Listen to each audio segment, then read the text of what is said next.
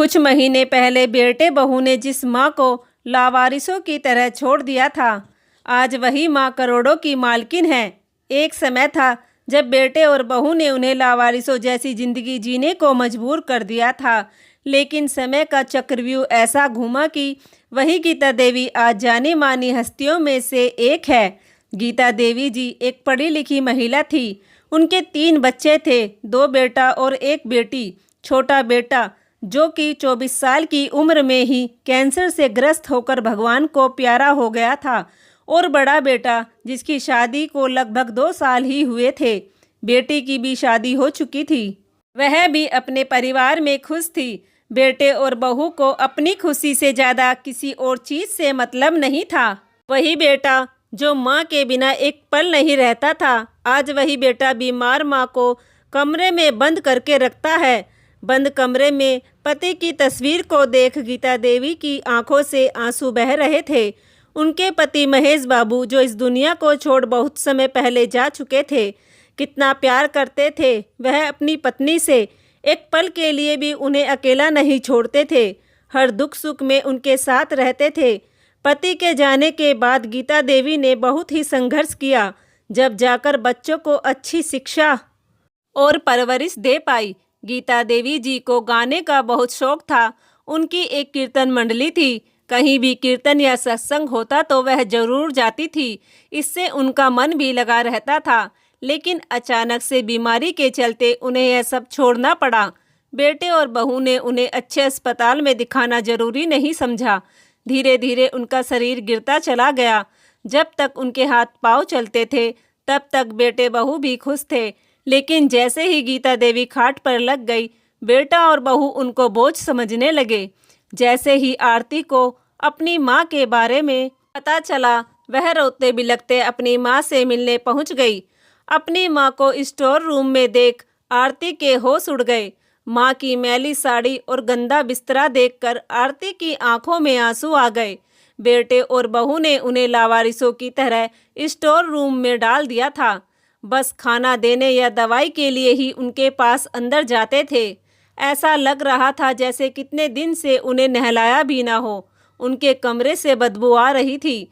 अपनी बेटी को देखकर गीता जी की आंखों से झरझर आंसू बहने लगे। आरती अपनी माँ के गले लगकर रोने लगी। आरती अपने भाई से बोली, भैया आपने माँ को स्टोर रूम में क्यों रखा है? इतना बड़ा घर होते हुए भी माँ स्टोर रूम में क्यों रह रही है? आरती की भाभी तुनक्कर बोली, अरे स्टोर रूम में ना रखे तो कहाँ रखे? हमें भी इन्फेक्शन हो जाएगा इनसे। भाई ने भी भाभी की हाँ में हाँ मिलाई तो आरती हैरान रह गई। आरती ने अपनी माँ के 2-4 जोड़ी कपड़े बैग में रखे और उन्हें अपने साथ चलने के लिए कहा तो गीता जी ने मना कर दिया। बेटी के कई बार कहने पर गीता जी जाने के लिए तैयार हो गई, लेकिन बेटे और बहू ने एक बार भी उन्हें रोकने की फॉर्मेलिटी तक नहीं की। जाते समय गीता जी ने अपनी अलमारी से सभी जरूरी सामान बेटी से कहकर रखवा लिया और आरती अपनी माँ को लेकर अपने ससुराल आ गई। वहाँ उसके ससुराल वालों ने उनका दिल से स्वागत किया। आरती के ससुराल वालों को गीता जी की आपबीती के बारे में पता चला तो बहुत दुख हुआ। उन्होंने गीता जी को सांत्वना दी। बेटी और जमाई ने उनका एक अच्छे अस्पताल में इलाज करवाया। खूब अच्छा अस्पताल और दिन रात की सेवा के बाद गीता जी की हालत में सुधार आने लगा और धीरे धीरे वह पहले जैसी हो गई। इतने दिन होने के बाद भी बेटे और बहू ने उनकी कोई खबर नहीं ली। उन्होंने तो जैसे माँ से पल्ला ही झाड़ लिया था। धीरे धीरे समय बीतता गया। एक दिन आरती के पड़ोस में जागरण था तो घर के सभी लोग माता के जागरण में गए थे, तो आरती अपनी माँ को भी साथ लेकर गई। ढोलक, संगीत, मंजीरा सब देखकर गीता जी को अपने पिछले दिन याद आ गए। आरती अपनी माँ से बोली, माँ आप भी तो बहुत अच्छा गाती हो। कितना शौक था आपको गाने का। बहुत दिन हो गए आपके मुंह से भजन सुने। आप भी गाइए। नहीं नहीं, मैं नहीं गा पाऊंगी। नहीं माँ, आप गा सकती हो, चलिए। और आरती ने अपनी माँ को सामने ले जाकर खड़ा कर दिया। सबके बहुत कहने पर गीता जी ने गाकर सुनाया तो उनकी सुरीली आवाज़ को सुनकर सभी लोग आनंदित हो गए। सब ने उनकी कोयल जैसी आवाज़ की बहुत प्रशंसा की। जागरण पार्टी वालों ने भी उनका खूब मान सम्मान किया और उन्हें अपने साथ गाने के लिए ऑफर भी दिया। यह देखकर गीता जी और आरती बहुत खुश हुई। धीरे धीरे गीता जी को कीर्तन, जागरण और बड़े बड़े फंक्शन में गाने के लिए ऑफर मिलने लगे। कुछ ही समय में गीता देवी ने ऊंचाइयों को हासिल कर लिया था। इन सब में बेटी और दामाद ने उनका बहुत साथ दिया। जगह जगह उनके पोस्टर छपने लगे। न्यूज़पेपर में भी उनका प्रचार होने लगा। धीरे धीरे उन्होंने अपनी मीठी आवाज़ से लोगों का दिल जीत लिया। उधर उनका बेटा बीमारी के चलते शरीर से बैठ गया और कर्जे में भी डूब गया। अब बेटे और बहू की हालत बद से बदतर हो गई थी। दवाई के लिए भी उनके पास पैसे नहीं रहे थे। एक दिन जब बेटे और बहू ने न्यूज़पेपर में अपनी माँ का फोटो देखा तो उनके पैरों तले जमीन खिसक गई। उन्हें अपनी आंखों पर विश्वास नहीं हुआ और वह आरती के ससुराल अपनी माँ से मिलने पहुँच गए। लेकिन अब उन्होंने अपना अलग घर बना लिया था, क्योंकि बेटी के यहाँ रहना उन्होंने ठीक नहीं समझा।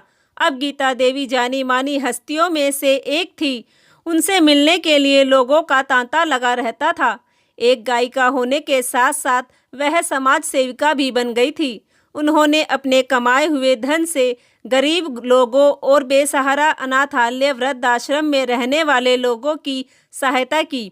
बेटा और बहू लोगों से उनका पता बूझ कर उनके पास पहुंच गए। वहां जाकर देखा तो ऊंची सी कोठी और बड़ी बड़ी गाड़ी और घर के बाहर गार्ड खड़े थे। अपनी माँ की हैसियत देख बेटे और बहू के होश उड़ गए। जैसे ही वह अंदर जाने लगे, गार्ड ने उन्हें दरवाजे पर ही रोक लिया। बेटा और बहू जबरदस्ती अंदर जाने की कोशिश करने लगे। शोर शराबा सुनकर गीता देवी जी बाहर आ गई। बाहर अपने बेटे और बहू को देख उन्हें अपने वही दिन याद आ गए जब बेटे और बहू ने उन्हें बंद कमरे में सड़ने के लिए छोड़ दिया था। बेटा और बहू हाथ पैर जोड़ते हुए उनके कदमों में गिर गए। बहू बोली, माँ जी, हमारा सब कुछ लुट गया। आपके बेटे बीमार रहते हैं। बीमारी के कारण हमारा सब कुछ बर्बाद हो गया। हम कर्जे में डूब गए, घर भी गिरवी रख दिया। माँ जी, हम घर से बेघर हो गए। कहते कहते बेटा और बहू दोनों रोने लगे। गीता देवी बोली, तो इसमें मैं क्या कर सकती हूँ? यह तो करनी का खेल है। जो जैसा करता है वैसा ही भरता है। जैसा तुमने मेरे साथ किया वैसा ही भगवान ने तुम्हारे साथ किया। लेकिन फिर भी इंसान के नाते मैं तुम्हारी मदद करने के लिए तैयार हूँ। सिर्फ इंसान के नाते। इस भूल में मत रहना कि इस माँ का दिल पिघल गया है। आज भी तुम्हारे दिए हुए जख्म मेरे सीने में तीर की तरह चुभते हैं। माँ की बात सुनकर बेटे और बहू की नज़रें नीचे झुक गई थी। गीता देवी ने इंसान के नाते बेटे के इलाज के लिए खर्चा दिया और उनके गिरवी घर को छुड़वाया। बेटे और बहू ने माँ से बहुत माफ़ी मांगी, लेकिन गीता देवी जी ने उन्हें माफ़ नहीं किया। जिस बीमार माँ को उन्होंने बंद कमरे में लावारिसों की तरह मरने के लिए छोड़ दिया था, आज वही माँ अपने पैरों पर खड़ी है और न जाने कितने गरीब बेसहारा लोगों की सहायता करती है।